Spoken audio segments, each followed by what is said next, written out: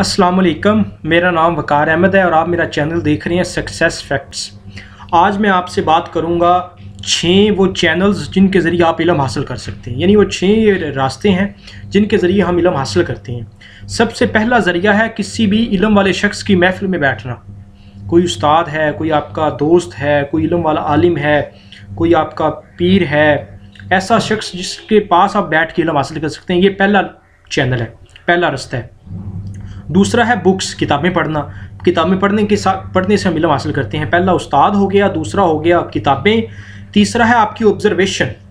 आप चीज़ों को ऑब्ज़र्व करके इल्म हासिल कर सकते हैं। ऑब्जर्वेशन, आपका मुशाहिदा इतना तेज़ है कि आप चीज़ों को देखते हैं और उसके ज़रिए आप चीज़ों से इल्म हासिल कर लेते हैं। चौथा होता है आपका एक्सपेरिमेंटेशन, आपका तजर्बा। आपने कोई तजर्बा किया, उसके बाद आपको लेसन मिला, तो ये आपका इल्म हो गया। ये 4 ज़रिए हो गए। 5वां है ट्रैवलिंग। जैसे आप सफ़र करते हैं, सैर व सियाहत करते हैं, तो उसके ज़रिए आपको इल्म हासिल होता है। और छठा चीज़ है गौर व फ़िक्र, सोचना, तदब्बुर करना।